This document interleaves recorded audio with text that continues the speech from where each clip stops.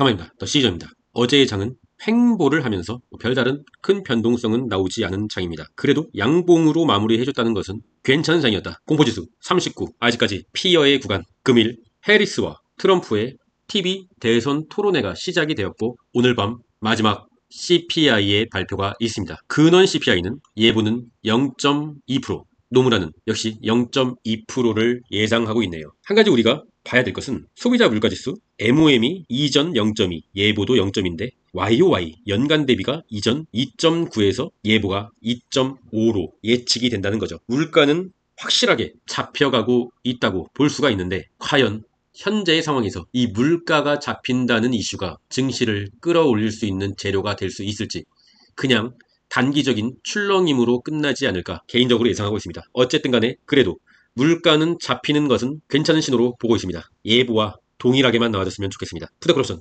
0.86. 우리가 푸드앤콜옵션을 주식 매수 매도에 활용하는 방법은 푸드앤콜옵션이 0.90 이상으로 올라가게 되면은 어쩌면은 그 타이밍이 나스닥의 저점이다 라고 판단할 수가 있고요. 푸드앤콜옵션이 0.70 아래로 내려간다. 이런 아래에 위치한다 라고 한다고 하면 단기적으로 미국 주식이 고점이다 라고 판단할 수가 있습니다. 현재는 0.86. 어제 대비해서도 약간 올라가는 모습. 푸드앤콜옵션이 0.90 이상으로 올라가게 된다고 하면 단기적인 매수를 고려해 볼 수 있는 타이밍이다. 저는 그렇게 보고 있습니다. US100 나스닥 지수차트 일봉입니다. 어제 영상에서 말씀드렸죠. 현재의 추세는 하방의 추세이다. 단기적으로 추가적인 상방의 추세를 만들려고 한다면 검정색 선 또는 주황색 하락 추세선을 나스닥 지수가 돌파를 해줘야 된다. 어쩌면은 오늘 밤 또는 내일 밤이 될 수도 있을 것 같습니다. 상승을 하게 된다고 하면 저항을 받겠죠. 저항이 셀 거예요. 이때도 이틀 동안 저항을 받고 올라줬죠. 근본에도 저항을 받을 것으로 예상이 됩니다. 이 선에서요. 저항을 만약에 부셔버리고 올라간다고 하더라도 또 다른 저항이 있죠. 중기적인 하락 추세선. 그렇다고 하면 단기 매매를 하시는 분들은 밑에서 잘 주었다고 한다면 결정할 타이밍이 오게 되는 거죠. 이때 또는 이때. 무슨 말인지 아시겠죠? 엔비디아가 개인적으로는 장기 삼각 수렴의 하단까지 터치해주는 하락이 오지 않겠느냐. 이때 음봉이 너무 세가지고 그렇게 생각했는데 다행히 약 이틀간 반등을 해주는 모습. 일목균형표의 하단에 저항을 받고 있다. 엔비디아가 올라가야 나스닥도 오르고 속술도 오르니까 저는 엔비디아를 갖고 있지 않은데 엔비디아를 응원하고 있습니다. 일목균형표의 저항은 뭐 그렇게 세다고 볼 수는 없고 이 검정색 라인의 저항이 상당히 부시기 힘들다고 보고 있습니다. TQ도 현재 파란색 선의 저항 그리고 내려오고 있는 검정색 하락 추세의 저항. 시간이 지나면은 자연스럽게 하락 추세선은 옆으로 횡보하기만 해도 부셔질 거라고 보고 있는데 이 파란색 상승 추세선의 저항은 주가가 올라가야 부셔질 수가 있습니다. 현재의 자리는 여전히 하락의 추세지만 좀 더 상승을 해주어야 오히려 더 추가적인 상승을 할 수가 있다. 추세선을 아직 건들지도 못하고 있습니다. 오늘 밤에 추가적인 지수 1% 정도의 상승을 보여준다고 하면 어쩌면은 저항의 자리까지 갈 수가 있을 것 같습니다. 개인적으로는 조금 긍정적으로 다시 보기 시작했습니다. 속술 마치 툭 건들면 울어버릴 것 같은 어린아이의 캔들이네요. 위태위태합니다. 검정색 최후의 보루 2줄 그어놨죠. 상단 라인의 검정색 선 위태위태하게 버팅기고 있네요. 저 같은 경우는 27달러를 지지해주면 산다고 했는데 27달러를 넘겨버렸네요. 단기적인 이 캔들에서 금요일 이 캔들에서 25달러대까지 찍어줬죠. 무너질 수 있을 거라 판단하고 일단은 가진 물량은 홀딩했으나 추가적인 매수는 더 저점에서 하려 했으나 다행히 운 좋게 올라주는 모습. 검정색 라인을 지키려는 시도를 하고 있는 것 같습니다. 다시 검정색 추세 선에 터치를 하게 된다고 하면 추가 매수를 다시 한번 고려해 보겠습니다. 저는 매수 매도를 맨날 하지 않아요.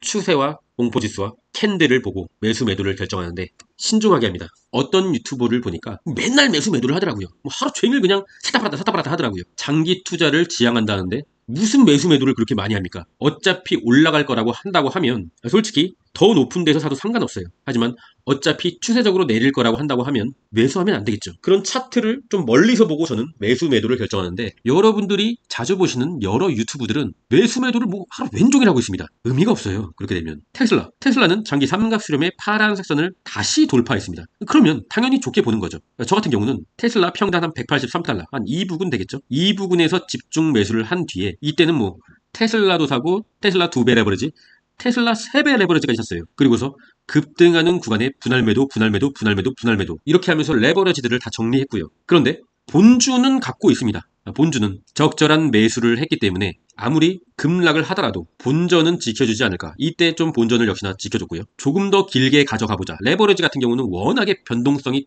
크기 때문에 이러한 급등의 구간에서는 무조건 익절을 해야 됩니다. 하지만 본주는 급등락이 뭐 그렇게 감당할 수 없을 정도로 세진 않기 때문에 일단 가져가보자 하고 이태산 물량을 아직까지 가지고 있어요. 어떤 유튜브는 테슬라를 뭐 장기 투자를 지향한다면서 몇 천만 원씩 사다 팔았다 계속 하더라고요. 도대체 뭐 하는 짓인지 모르겠어요. 솔직히 제가 유튜브를 시작한 이유도 그런 거지 같은 유튜버들이 너무 많아가지고 좀 더 진득하게 하는 유튜버가 되고 싶어서 시작한 거거든요. 여러분, 너무 유튜버들을 따라하려 하지 마시고 자신의 기준을 갖고 가셔야 됩니다. 기준이요. 저 같은 경우는 그냥 계속 갖고 있어요. 그냥 계속 한 22%큰 수익률은 아니지만 계속 갖고 있습니다. 그냥 일단 21선을 상방으로 여전히 향하고 있기 때문에 이럴 때는 그냥 계속 갖고 있는 거예요. 저점에서 샀기 때문이라는 전제가 좀 크긴 하지만 일단은 저 같은 경우는 근데 여기서 다시 추가적인 하락이 나오면서 21선을 아래로 꺾으면은 매도를 하려고 했어요. 근데 다행히 지켜주는 흐름. 그래서 계속 갖고 있는 거예요. 계속 사다 팔았다 하는 게 아니고요.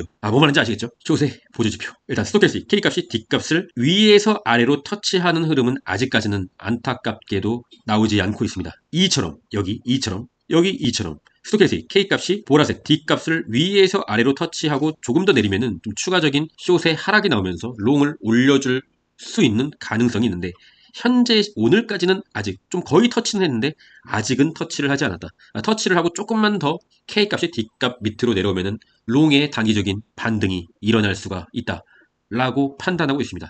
팀전사의 일간 순매수는 실시간으로 계속적으로 바뀌지만 일단 TQ가 1이라는 거 좋지 않고요. 그나마 속스 S 반도체 숏이 2위라는 거, 오늘 밤 속스를 조금 긍정적으로 볼 수가 있는 것이죠. 그러나 코닐이 5위라는 거 좀 좋지가 않고요. 코인의 공지수 37, 많이 올라왔네요. 공포지수가. 코닐의 차트, 미친 개급락을 하는 단기적인 추세를 약간 뚫어버리는 횡보의 흐름으로 가지 않겠느냐. 추가적으로 하락만 안 했으면 좋겠습니다. 횡보라도 해서 내려오고 있는 이평선 터치까지 반등을 해줬으면 하는 바람이 있습니다. 개닐이네요, 개닐. 코닐이 아니라 개닐입니다. 비트코인의 일봉, 감기에 걸려서 제 계좌와 같이 제 몸도 아픕니다. 감기에 걸려서 목소리가 이상해졌네요. 원래 이상한 목소리인데 더 이상해졌습니다. 양해 부탁드립니다. 비트코인은 일단 검정색 라인을 이탈해서 정말 올해의 비트코인이 끝날 수 있는 가능성도 있겠다라고 판단하고 있었는데 다행히 며칠 만에 검정색 라인을 재차 반등해주고 다시 한번 검정색 라인을 지지하러 가는 횡보의 흐름이다. 가능성이 있습니다. 추가적인 상승을 할 수 있는 가능성이요. 단기적으로 검정색 라인을 이탈해주지만 않는다면요. 이더리움도 마찬가지고 이더리움은 상당히 추세적으로 좋지가 않은데 그래도 단기적으로 좀 4일간 반등을 해주고 오늘 다시 내리긴 하지만 5일선 위에 있다. 비트코인도 5일선 위에 있죠. 5일선이 하늘로 향하고 있다. 이더리움도 단기적인 5일선이 하늘로 향하고 있다. 횡보해줘서 이 파란색 선에 내려오고 있는 파란색 선 하락 추세선을 횡보로 그냥 돌파를 해주면 추가적인 좀 좋은 일이 있지 않을까 긍정적으로 바라보고 있습니다. 더 시저스 멤버십 관심 있으시면 고정 댓글 링크를 확인해 주시면 되고요. 먼 곳으로 향하는 배가 풍파를 만나지 않고 조용히만 갈 수는 없다. 풍파는 언제나 전진하는 자의 벗이다. 마인드 컨트롤을 계속적으로 해야 하는 장입니다. 여전히 추세가 완벽하게 하방으로 꺾이진 않았기 때문에 추세가 완벽하게 하방으로 꺾인다. 주봉의 추세가. 그러면은 상당히 많은 물량을 현금화해야 되겠죠. 하지만 아직은 아니다. 풍파는 전진하는 자의 벗이다. 그럼 전 끝까지 하겠습니다. 이상입니다.